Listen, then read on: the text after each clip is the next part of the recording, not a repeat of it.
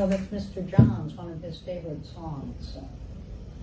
All right. So it's been a busy, busy, busy week for me, with lots of phone calls from people expressing stress, and we're doing some counseling with a lot of people this weekend. So something's in the air, I think. But so I want to talk a little bit today about reframing.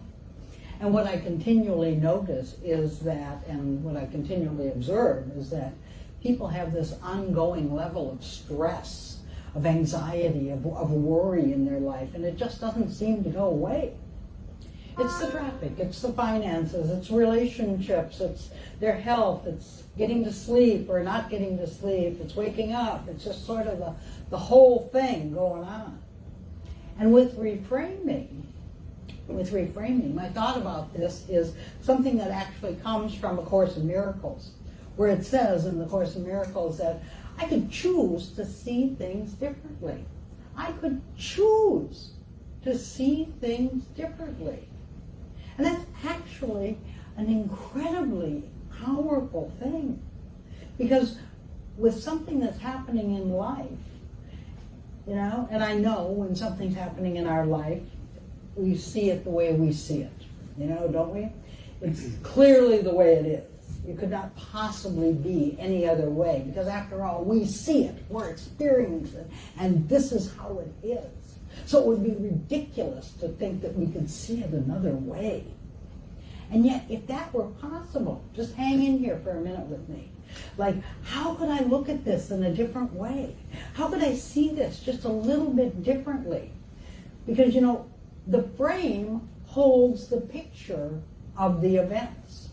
And if I frame it just a little bit differently, well, anything can happen.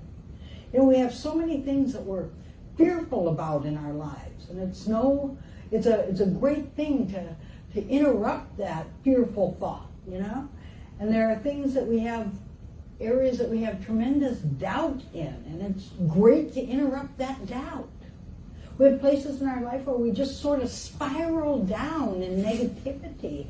And if we could catch ourselves and interrupt that, that would be fabulous. And so here's one thing that I think that we could do to interrupt. And it's really a very simple thing, and it starts with our breath. It's like, you know, when they're breathing in their crib, if you watch a baby in its crib and it's breathing, a baby breathes with its belly. And they do that for a while in their life, probably right up until they get to their first Mommy and Me swimming lesson in a public swimming pool. And they learn and they see other babies who have learned to suck in their stomach. And at that point, we all start to hold it in. We never really let our stomach out again until we die. But imagine with me, this is a little exercise we did at a retreat that I went to a long time ago. So just imagine with me now, if we breathed in and we actually allowed our stomach to expand, you know? And then we exhaled. And when we do that, we have a little sigh, kind of an ah. And so everybody just with me right now, just close your eyes. And don't peek at anyone else. Just keep your eyes closed. And so just inhale with me now and let your stomach out. Just let it go out. Really. And then when you exhale, just give a little sigh, a little ah. Now, just imagine if we could interrupt something negative, because what I suspect is so that we tend to build a whole negative movie, an epic drama in our minds sometimes. And sometimes after we build this big movie about something that we absolutely dread and how awful it's going to be and how terrible it's going to be, well, sometimes when we've really dreaded something, and we built it up, it just doesn't happen that way. It's not as nearly as bad as we thought it was going to be. You know, the thing is that part of our mind loves to tell us that what's going on in our life right now is not right. That this is just not right. It's just not right. It should be different. It should be other than it is. It should be something else. And one of the things that we teach in Science of Mind is that awareness is curative. So if I could bring an awareness to something where I begin to have some insight, some awareness, then I can start to have some healing. Deep breath again. Little sigh. So what is a new choice that I could make? Another way to look at this is, how do I bring consciousness to this? How do I bring consciousness to this thing that I'm experiencing right now? How do I start to evolve and involve the spiritual truth here? What's the spiritual truth that I could remember? And how do I start to focus on spiritual truth rather than the insane thinking that I'm so often caught up in? So there was this woman who wanted to let go of her fears and live in the moment. And she had tried going to many, many seminars and workshops, and she'd read a gazillion books on the subject, and she'd been to 97,000 therapists, but she still spent most of her time whining and kvetching and complaining, resisting what was happening, resisting everything negative in her life, and wishing that it would all be different. And so she heard about this wise old woman who had helped many, many people. And so she goes to the wise woman and she tells her story. And the old woman listens very patiently and lets her tell the whole thing about how she resists everything in her life, and she whines and she complains and she wishes everything were different. And the woman finally says, "Do you have anything at all that can help me?" And the wise old woman says, "Yes. When you get up in the morning, first thing, say to yourself, I'm grateful for everything that happens, and I have no complaints at all. I am grateful for everything that happens, and I have no complaints at all." And then, every time you notice that you're starting to complain or resist or whine or you wish life were different, anytime that happens throughout the day, say to yourself, I'm grateful for everything that happens, and I have no complaints at all. And so the client woman was very serious about this because she really wanted some help. And so for the entire year, she got up every morning and saying, I'm grateful for everything that happens, and I have no complaints at all. And when she thought during the day anything that was going on, whining, and she would do it again. And at the end of the year, she felt like, geez, I just didn't do a very good job with this. Because she still resisted, and she still complained, and she still whined. And she was just still wanting her life to be different than it was. And she was still doing that thing. That her big thing was, she was always criticizing herself. She was always on her own case about something. And so she goes back to the old wise woman and she says, it didn't work. It just didn't work. Do you have anything else? I'm still really critical, and I'm still really self-centered, and I'm totally involved with my own drama and what's going on in my life. It just didn't work. And the old wise woman looks into her eyes in that special way that sometimes people look at us. And she doesn't just look into her eyes. She looks into her. And she saw deep within this woman. And she just looked at her and said, and I'm grateful for this. And I have no complaints at all. And the woman got it. She just got it. In that moment, she became enlightened. And it was that she was no longer the same. She had learned to sidestep that constant, fearful, belittling, judgmental, critical mind about herself and about everybody else. and her true nature, this loving, creative, joyful part of her could come forward. She was less fearful. Do you remember that movie that came out many years ago? It had Meryl Streep in it, and it was called Defending Your Life. I don't know if anyone remembers it or not, but the first part of it is that people die and they go to Judgment City. And this is just a temporary stop for them. Now, my favorite part of the story, go figure, but in Judgment City, while you are there, you can eat anything you want. Absolutely anything you want. And it's my favorite part of the whole movie. Like, God, that's great. That's fabulous. What a place. I want to go there. But anyway, what happens in Judgment City, though, is that after you die, you get to review and you get to see if you have learned to overcome fear, the fear in this life that you have just lived.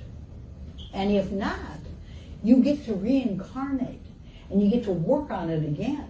Oh, whoopee. But you know, there is that part of our mind that I think is always trying to just keep us attached and trapped in bondage to the fear. Like, you better be afraid of this, and you better watch out for that. You better be scared of this, and what if this happens, and what if that happens? And well, they might hurt you. They might leave you. They might love you, and they might not love you. They might fire you. They might steal from you. They might do this. They might do that. What if? What if? Well, here's the thing.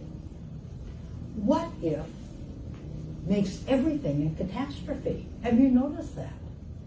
It's that if we just start with a little what if, the progression of what if is catastrophe. And it wears us out. What if? What if? What if? And they tend to be negative. We don't sit and do a lot of what if in a wonderful, life-affirming way, do we?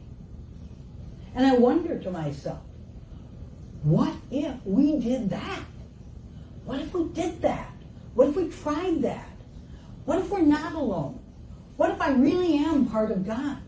What if the infinite intelligence of the universe is right where I am? What if I'm valuable beyond measure? What if I am love made visible? What if I am a loving person? And in being loving, I find greater peace of mind in my life. See, here's the thing. How could we be the people we are today? How could we be the people we are today if we had not, in fact, been through everything that we have been through thus far? The good, the bad, the in-between, whatever you want to call it. We would not be the same people we are today.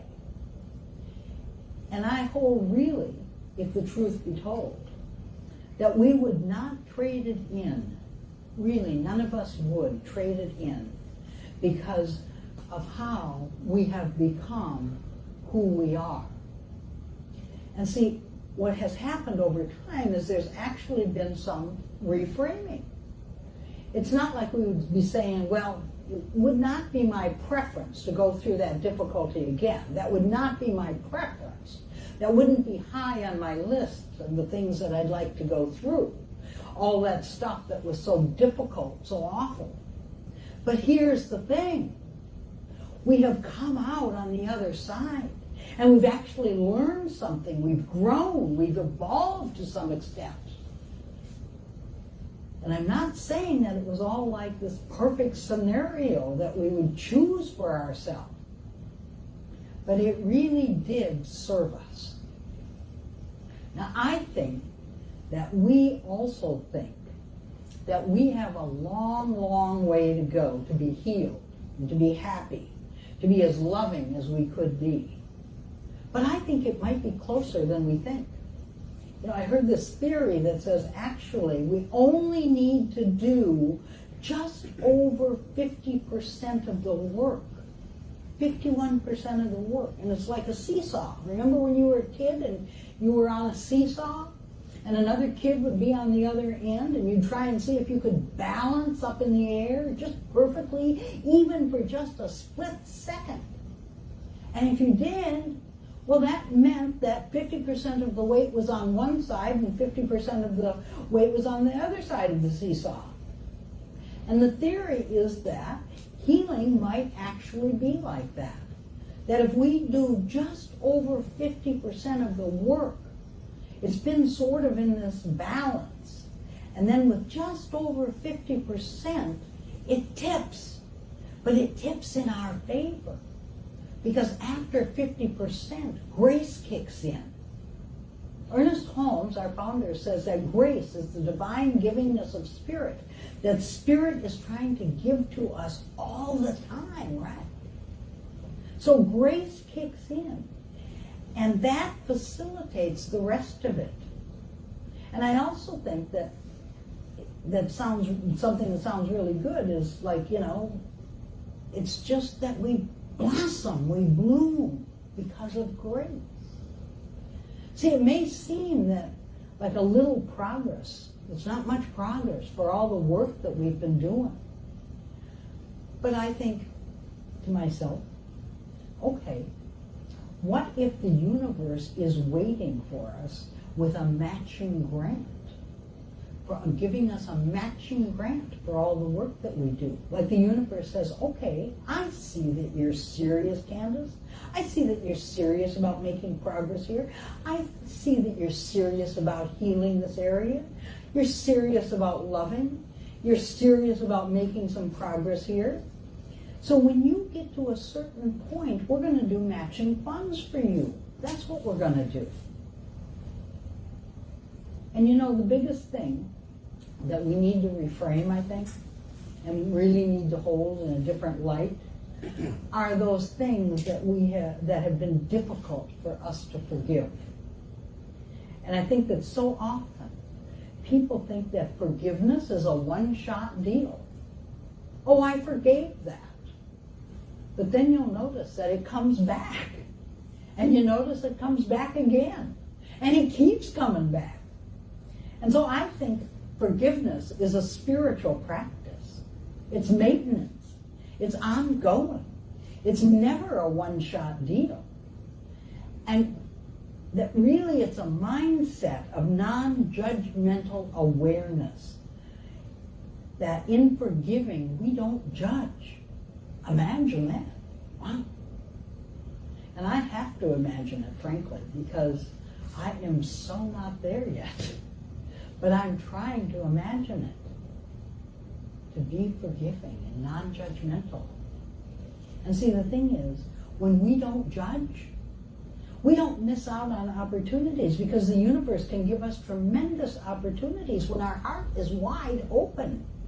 But as soon as we go to that judgmental place, our heart closes and opportunities seem to just whoosh, pass us by. So it seems to me like forgiveness is also learning from our mistakes. That yes, I made a mistake. But because I'm forgiving, I can learn from that. There can be some growth, some increment of growth in my consciousness. And it's also letting go of the guilt if we hurt ourselves or if we've hurt somebody else.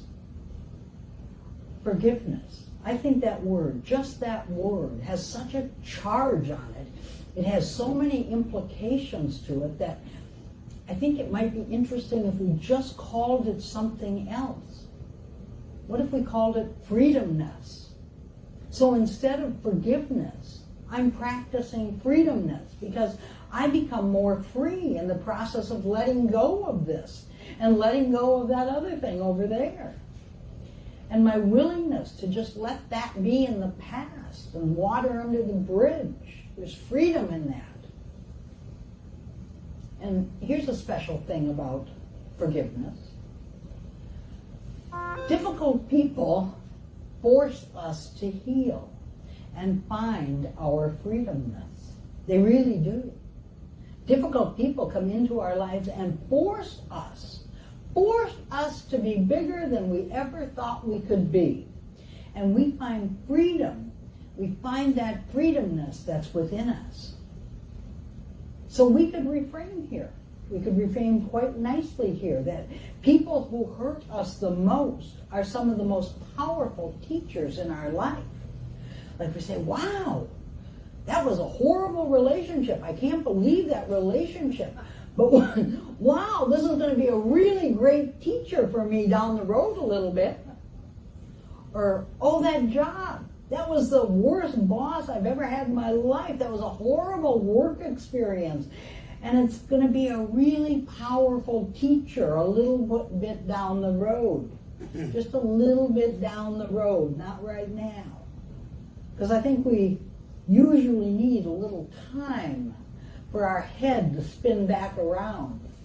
And sometimes just get out of those situations, get a little space in that situation. I don't know why. I really don't know why it is this way, but stressful, negative situations do get our attention. And in that, we learn what not to do, what not to be. We tell ourselves, I'm never going to be like that. I'm never going to do that to someone else. I'm never going to say that. That's not how I want to be in the world. That's not how I want to show up. And that's very, very powerful. So letting go. Letting go is really a key to having greater peace of mind in our life. To just drop it. I'm not going to give this any more of my life energy. I'm just going to drop it. I remember hearing a saying of the Buddha years ago where he said, bless your enemy, for he allows you to grow. And for the longest time after I heard that, I said, no, he doesn't. He just pisses me off. He doesn't allow me to grow. My enemy does not allow me to grow. He just makes me really, really mad. And over time, though, having sat with that for a number of years, now I realize that yes, that actually is true. And I think that's true because the person that we would call our enemy, the boss, the ex, the neighbor, whatever that is for you, really affords us an opportunity to learn something really, really important about how we show up in our life. Can I reframe? Can I reframe to get a blessing of the gift, to get the good out of some kind of a wound? Like, what did I learn from this? How did I grow? How did it make me a better person? How do I get to be more conscious having been through this? We look really deep and really hard and really well at the wounds in our life. We recognize our woundedness. Like, I have really been through something. But what we don't do so well, we don't look at putting love. We don't look at putting the love into those wounds. So therefore, we don't heal to the capacity that we actually could. We're just kind of like the walking wounded a lot of times. And we just say, well, I've been hurt in life, Well, no kidding, Blanche. Welcome. Welcome to Earth. Because everybody has. Everybody has. It's like part of the enrollment, part of the fee when you get here to Earth School. It's part of the curriculum. So how long are you going to keep carrying that baggage? See, as spiritual beings, though, I think we're here to give and receive love. And often, it's not going to come back from where you have given it. And we just need to get that. We really need to get that. This would save us an enormous headache if when we just checked into this hotel, if they gave us a little form that said, oh, by the way, while you're here at Hotel Earth, you're going to give and receive lots of love. But please don't expect it back from where you give it. Really, don't expect it. Now sign this form saying that you understand that. You're not always going to get it back from where you give it. That would save us an enormous amount of mental stress, I think. And you'd go, okay, I get it, I understand now. And then they would go, ding, bellboy, room 275 can check in. And see, in the process of giving and receiving love, it's a very, very healing thing. And we know this because love is what we need. In every single increment of our life, love is what we need. At every stage, it's what we need. Now, who here was loved unconditionally all the time as a child? I don't see you just jumping up and saying me, me, me, me, me. Probably no one on the planet has ever done that. And so I think that one of the things that really needs to be reframed is this idea that runs so deep in us, and it's that who I am is not lovable. It's that people seem to suffer from this quite a lot.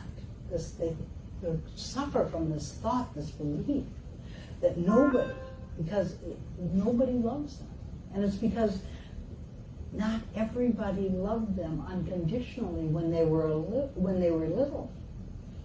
So they think that it's probably true that people don't love them and they're unlovable. They're not enough and they're not worthwhile. Just because they weren't loved unconditionally as a child. And no one was.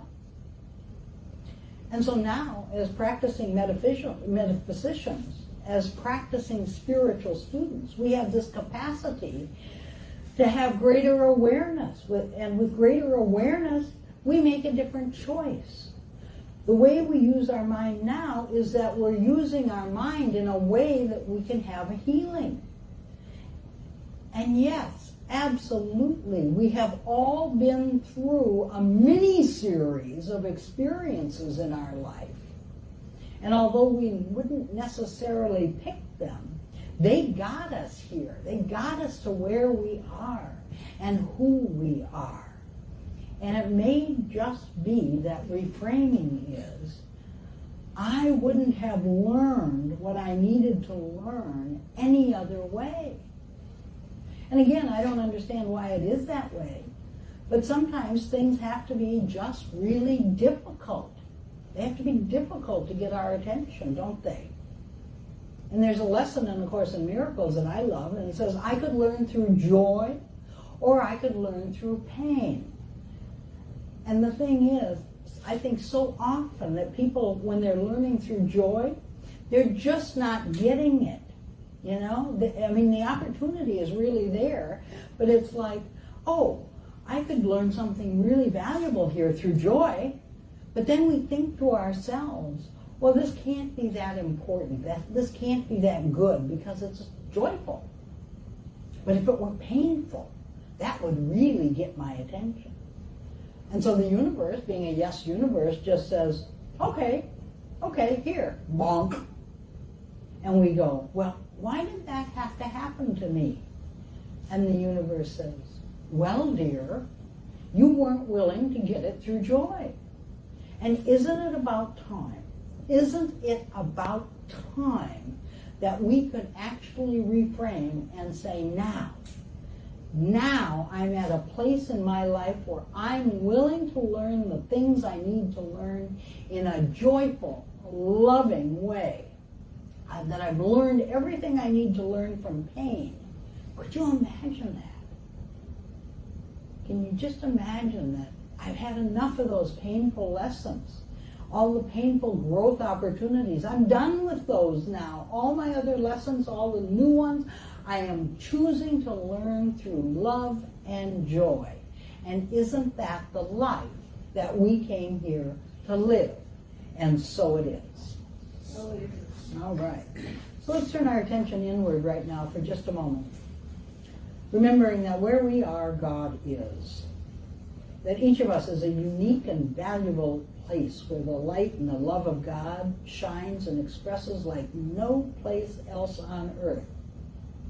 And so knowing our connection with God, with Spirit, with divine intelligence, and remembering also that we are connected with each other, I speak the word for us today that we are willing to do this reframing, that we are willing to hold the experiences in our life in a different light, knowing that they all contributed to us being here, who we are, where we are, on our path right now. That we would in fact not be the person we are today if we hadn't been through every single experience that we've been through in our life thus far. And so I'm just going to say it's all part of an agenda that we needed to have to evolve and to grow and to be the loving expression of spirit that we are today. And so we include in our prayer today our parents and children, family members, everybody who's in our awareness, whether they are on this plane of action or they have moved to another expression of life. We let our prayer be an extension of God's light and love into their life, knowing that for them as well, they're exactly where they need to be at this point of their spiritual journey. So we let our prayer be the energy and light of God's love. And we share that in the world around us so that any difficult situation where people struggle or suffer, where there appears to be not enough, where people believe they're separate from God, from spirit, where there appears to be no peace, we let our prayer be the very activity of God's light and love in the world, blessing, healing, renewing, strengthening. We bless our church. We bless all churches everywhere. We bless synagogues and temples and mosques, ashrams, all paths to God. And again, recognizing that being together, we are uplifted and healed, that we are forgiving, that we are blessed. I accept for each and every one of us that we have learned what needs to be learned through the difficult lessons through pain. And that we are so willing to have great awareness and great consciousness, and we learn everything else that needs to be learned in this life through joy and through love. And so with an open, full, gracious heart, I say, thank you, God. I release this word to the law. Together we all say, and so it is. The song I've chosen today, first off, it's from my favorite Broadway show ever, in which I'm so excited this holiday season is to become a movie, West Side Story. So I know that you all are going to be, you'll know the show. But